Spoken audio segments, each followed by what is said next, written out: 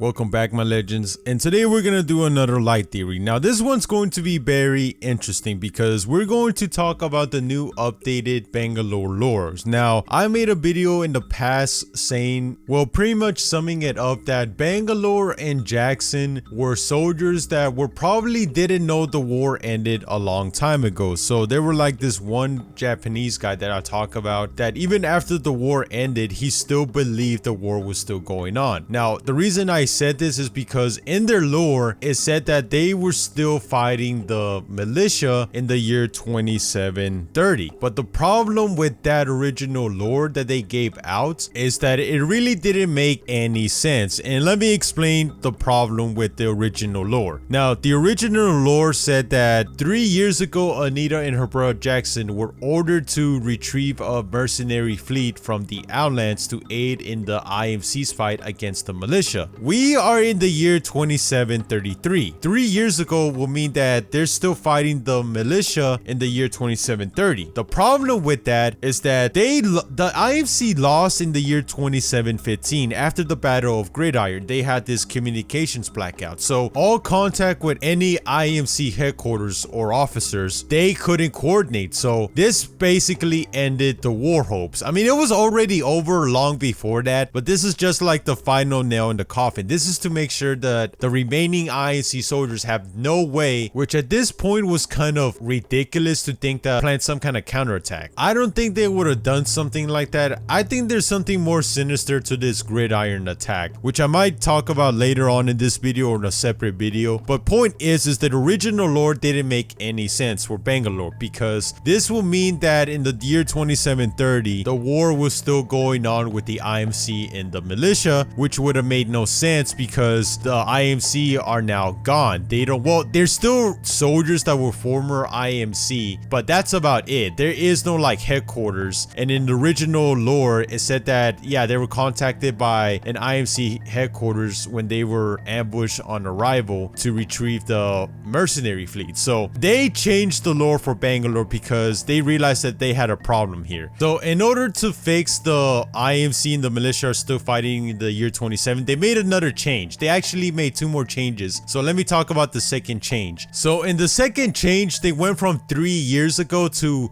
in the months following the Battle of Gridiron. Okay, so this fixes the time error that they were talking about. Anita and her brother Jackson had lost contact with what was left of the IMC fleet. So what happened is the blackout happened where every IMC headquarters soldier lost contact with each other. So that pretty much ended the war and were ambushed by an unknown assailants upon arrival in the Outlands. So interesting. So Anita and Jackson were in the Outlands. I wonder what they were doing there, but then it says here that the squad scattered, but Jackson stayed behind to give his sister time to escape. Along with No Way Home, Anita put her training, extensive weapon knowledge, and competitive spirit to work by joining the Apex games. Now she fights to raise money to passage back to the IMC home base, where she hopes to reunite with what remains of her family. Now they kind of changed this, and I can see why they changed it, because they don't really explain that Jackson saved Bangalore from the explosion. So what happened is there was some kind of explosion and Jackson pushed Bangalore, Anita, away, where she hold on to like this something to grab onto so she wouldn't fly out of the ship. But Jackson, unfortunately, because he pushed Anita away to save her, he flew off into space. So they don't really talk about that, and the reason they changed it again is because that way you have an incentive to like try to search for like more information about. And then it just says that, oh, she just joined the Apex games to get money to go back to her IMC home base of Gridiron. So it sounds like, you know, she just joined the games for money just so she can go back home. But the problem with the second change is that it doesn't really explain Bangalore's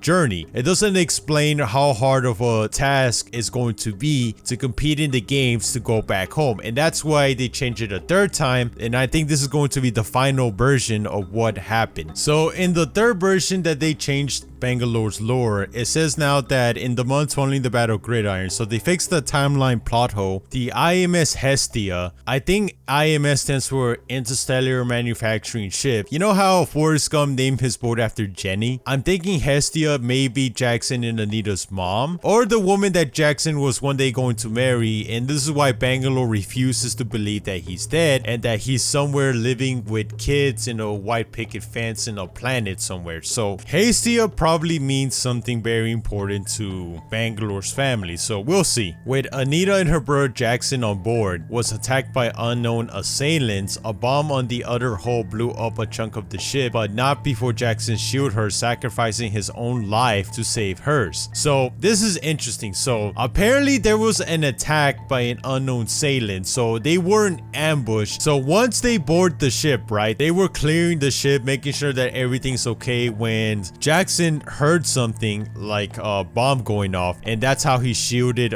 Bangalore, because he knew that, hey, oh, this is a trap. This was a trap by someone that they laid here. So in the third story change, it shows you how much Jackson loved his sister Anita. He was willing to sacrifice his own life to save hers, but Anita watched helplessly as Jackson was sucked into the vacuum of space. Now this is actually better than the original, because the original, I just figured that Jackson went into the planet's atmosphere and re-entered the planet, and if that's what happened, then Jackson was dead, because if you try to re-enter the planet's atmosphere, well, there's a reason why asteroids get destroyed. So I was thinking, okay, there's no way Jackson survived that. But if he went to the vacuum of space, there is hope that Jackson survived and somebody found him and picked him up, and he might be also somewhere in the frontier or the Outlands trying to look for her. So after crashing on the Syndicate planet, now this is crazy. I'm guessing the Syndicate planet they're talking about is soulless, because it'll make no sense if it was another planet. Well, I mean, yeah, it could be another planet that we don't know of, that is under the control of the Syndicate. Also, after crashing on the Syndicate planet, so the Syndicate, you want to know how powerful the Syndicate are? They own planet. They own a damn planet. So I'm guessing they own multiple planets under their control. Imagine if a rich family owns the planet Mars, and you just so happen to live in a really nice place that happens to have some resources. Oh, nice place here. Get out. So this could explain how Skulltown became an arena. The Syndicate probably went there and said, oh, hey, nice place you got here. I know you have a town, a city, a livelihood. Get out. We're making an arena. And this is really the sad part about Bangalore. Anita looked for both work and her brother she refused to believe was dead. So she's in denial that Jackson is dead. I think he's alive. I think he probably was picked up by somebody so they could begin the decades-long trek back home. Now she's fighting to raise money in the Apex games in hopes of finding a pilot willing to take the epic trek back home to reunite to what remains of her family in Gridiron. Now, my theory still stands. I think Anita doesn't know that the Battle of Gridiron, nobody came back. So there is a chance that her other brothers are not alive also, and her family, being a military family, are not there no more. I think she's going to find out that there's a chance that if she returns home, nobody's going to be there. And what makes this even sadder is that she's been doing this for 18 years. Since the year 2715 to the year 2733, it's been 18 years she's been trying to raise money to find a pilot to make a decades-long trip to go back home. Keep in mind, a decade is about 10 years, so at max, I'm hoping it's 20 years. So to tell me she's going to find a pilot to take 20 years of their life to go bring her home to Gridiron, that's insane. No wonder she's been doing this for nearly 18 years, because she has to cover someone's expenses for about 20 years. So she's almost there. I'm guessing if she just, like, you know, plays the game 2 more years, she'll have enough money for a 20-year trip to go back home. But then she has to find somebody that's willing to make the 20-year trip to get her to Gridiron. That's not happening, especially in the Outlands. You're not gonna find a lot of Boy Scouts in the Outlands. So to summarize the whole thing, they made it easier to understand what happened to Bangalore. So the events that happened to Bangalore with her brother Jackson happened in the year 2715. We learned that the Syndicate own planets and that they're very powerful. We also learned is that Bangalore has been taking jobs for 18 years to save up money to go back to Gridiron. Now, we don't know what kind of job she did, if she even competed in the original Apex Apex games, which was Thunderdome. Thunderdome was the original Apex game, so she might actually have known Gibby and his boyfriend Nick all those years back. We know that Bangalore is some kind of denial that the IMC were the good guys that were trying to help the frontier, and she also believes that her brother Jackson is alive, which I think he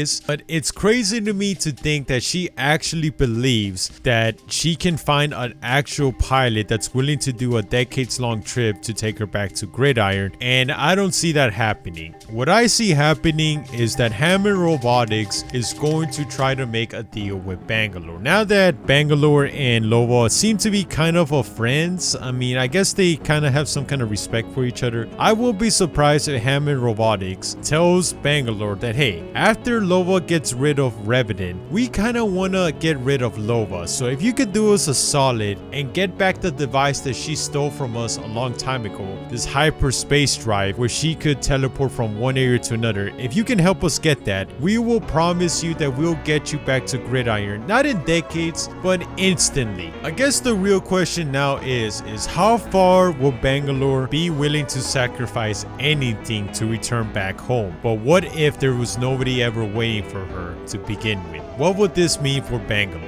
But that's a theory for another time.